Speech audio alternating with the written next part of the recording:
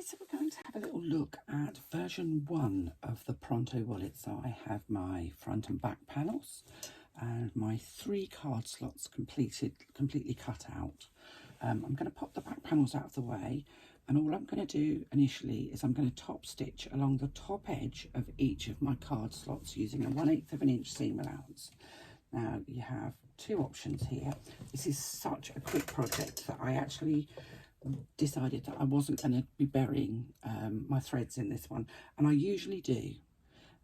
So I've added a page to the pattern. If you want to bury your threads, then please do, but if you're making these for selling at market or selling for fairs or what have you, you want them to be as quick as possible, and it's possible to production sew these quite easily.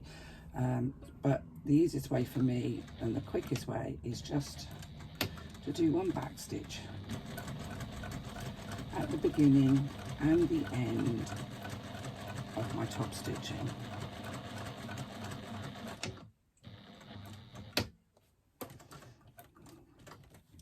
And then if you want a production sew, you can just,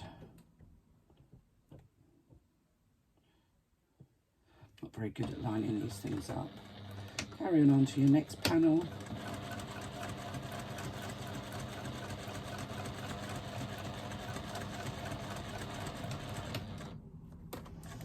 One back stitch at the beginning and the end.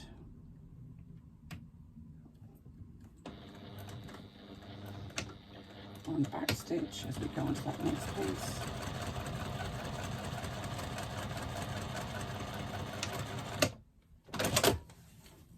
And there we have it.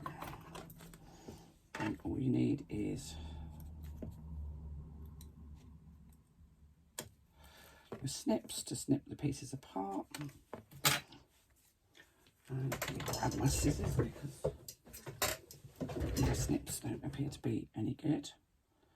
So clearly I've used them for something they're not supposed to be used for. So there we are. We have the 3 panels of top. Sorry, this is quite a textured faux, and it's sometimes quite difficult when I'm looking at my screen to see what you can see. But you can see that the top stitching is done right the way across the top there at an 1/8 of an inch seam allowance. So we have the 3 card slots, everything, put them in order. That's the easiest way. It's very easy to get them muddled up if you don't.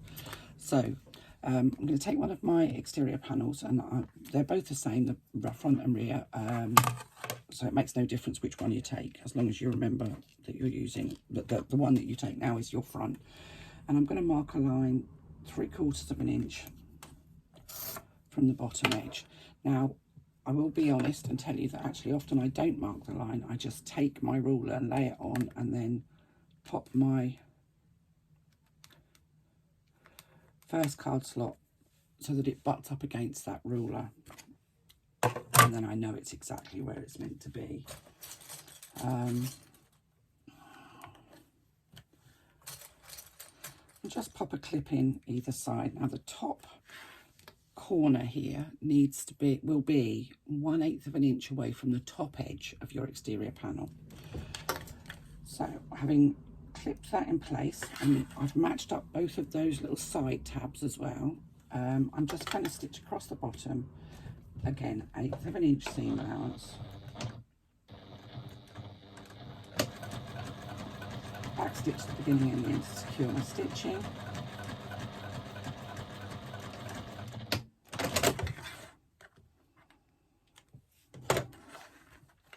And that's my first card slot in place. So I'm going to take my second card slot, so this is the centre card slot, and you can either mark a line that's 1/4 of an inch away from the bottom, or you can do what I like to do, which is ever so lazy, I know. And again, just lay the ruler on at 1/4 of an inch, take your card slot and butt it up against that ruler. You need to make sure that the tabs on the sides match with the outside edge of your main exterior panels. Panel, should I say. and then just clip it in place. And again, you can see that's the second card slot. So first card slot, second card slot. And again, we're just going to stitch across the bottom using an 1/8 of an inch seam allowance.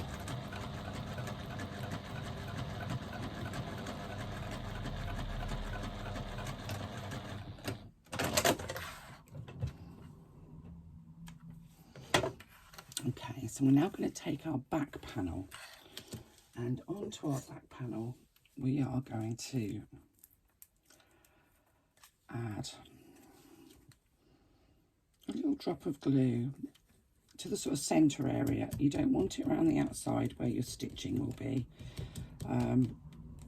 If you're going to let this dry, then you can put it closer to the edge, because it's possible to stitch through this as long as you're using a suitable fabric glue.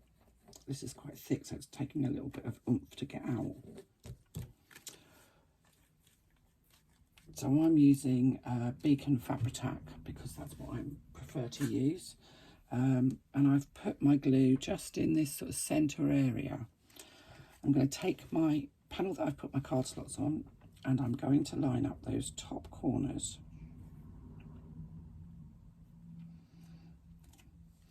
I'm going to push the two panels together, matching up all the sides. And you can pop your clips back in if you need to.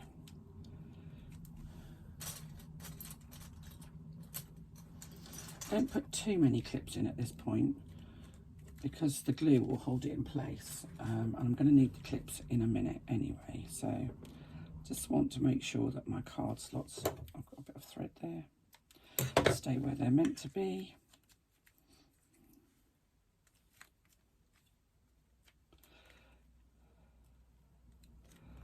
So there we go. I've got the front and the back matched up, wrong sides together, so you can see the faux on the outside and the card slots on the front.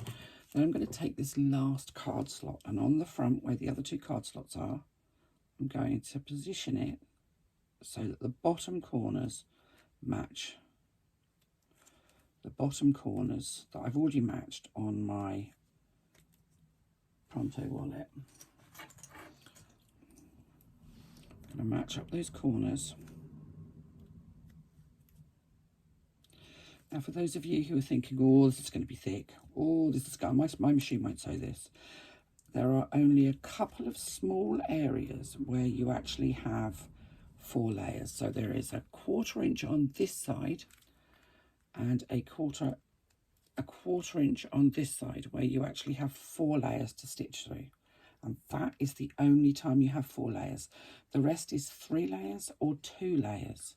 Now, if you can make a 4-fold strap on your machine, you can make one of these. It's as simple as that. So this is the version 1. This one doesn't have an opening in the top, so this one is just a very simple little card wallet. This is great for grandchildren, children, pocket money, a birthday gift, gift vouchers at Christmas, any of those sort of things. Your Amazon gift card. So what I'm going to do now is I'm going to stitch all the way around the outside. Now, I like to try and start on one of those areas where it is a little bit thicker. So the point where the front card slot and the middle card slot join is like where I'd like to start, either that or the same position on the other side.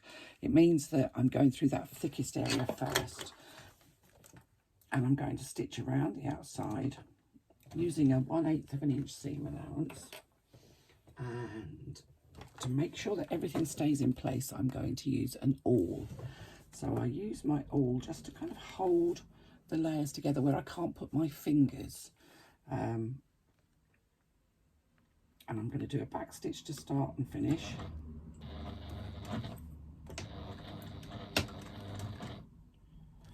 And I'm just going to try and hold that all together, making sure that the sides of my wallet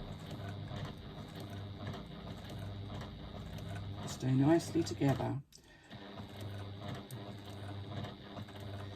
using the awl also helps to restrict or limit any stretching.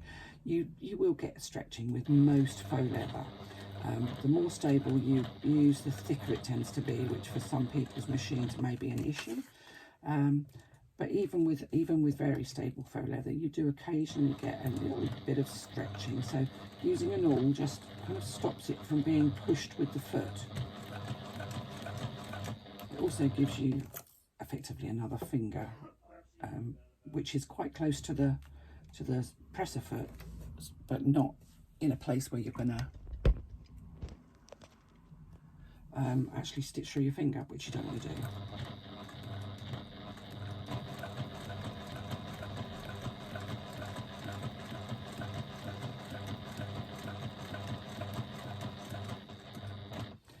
As I say, we're doing an 1/8 of an inch seam allowance here.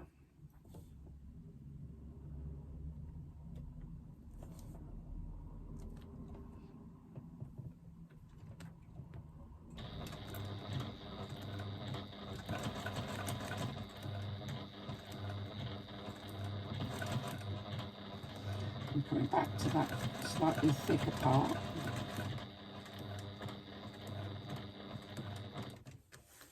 Where there are those 4 layers, but it is literally only 1/4 of an inch. I need to just move forward a little bit so that my stitching across the top is 1/8 of an inch. And on this one, because we don't have a pocket, we are going to stitch all the way around, so across the top as well.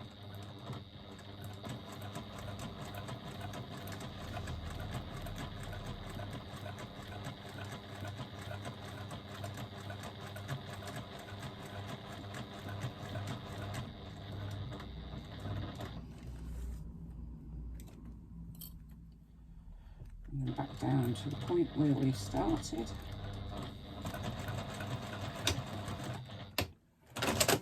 And we have 1 back stitch to secure our threads. Now I'm using a Juki TL 98p, and I'm using a size 16 needle because this is quite thick faux leather. I think you can probably see the thickness there. It's quite a bulky faux leather. But I wanted to just show you it using this simply because I want you to see that it's entirely possible. Now, for those of you who are perhaps thinking, yeah, but that's a big old machine she's got there, I wouldn't be able to sew that because, you know, it's a big machine. They're marketed as a semi-industrial, even though I don't believe there is such a thing. And there may be some of you thinking, nah, I can't do that. My machine won't do that. I'm going to get out one of my older ladies. I've got Elners and I've got a couple of Singers. And I'm going to sew the next one on one of those to show you that it is entirely possible on a standard domestic machine, a very basic domestic machine. I don't have a modern day plastic domestic. I mean, this is a metal machine, so I can't show you on one of those, but I can assure you it is entirely possible.